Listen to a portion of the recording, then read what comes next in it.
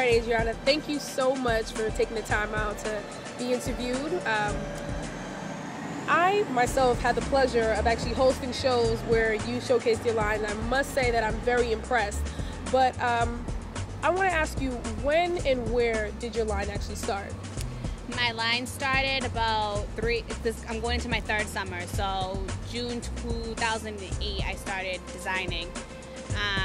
It was kind of one of those things that me as a biology student, you know, I didn't really know how to intertwine fashion because I always had a passion for it, but somehow I did it. And I started coordinating shows. I was actually one of the founders for the Regis College and Styles of Fashion show.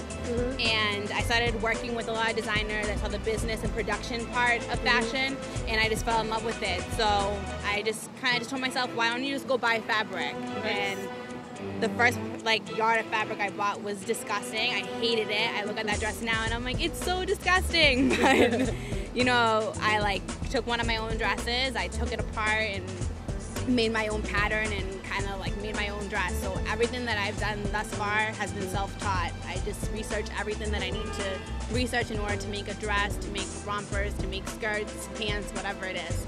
Nice. And with it all, how is the support that you get? How do you balance your school, your relationships outside of school, financial, you know, just the support and all? How do you balance all of that with such a time-consuming passion such as fashion?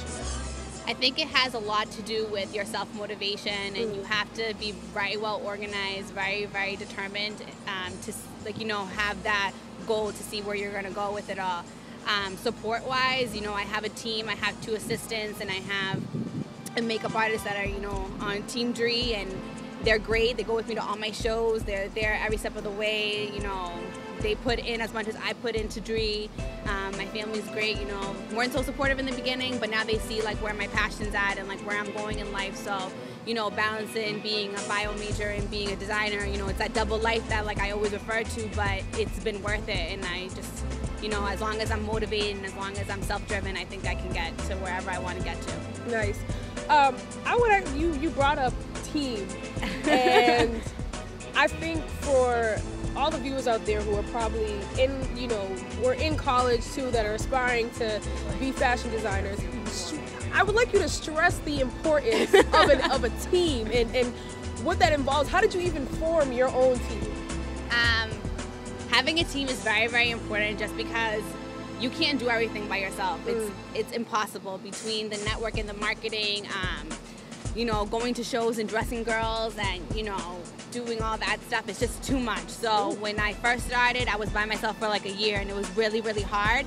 But then I decided that, you know, I needed a couple assistants to see where I was gonna go, and to see if people could start helping me at my shows. So 2 of my really good friends, they were like, you know, we're really proud of you. We really love what you're doing. You know, we love your fashion. We love your designs, everything. Can we just start helping you at shows? And that's kind of how the way it happened of me getting a team. And then my makeup artist, I actually met her on Twitter. Oh, nice. Yeah, she social networking. Yeah, absolutely, all the way. So you know, she started following me on Twitter. I saw she was a makeup artist. I followed her back.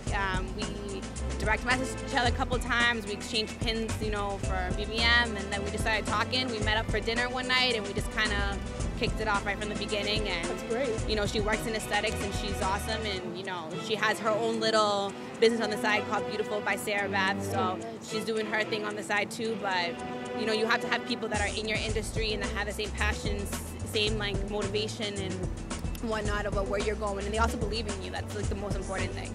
That sounds good. That sounds really good.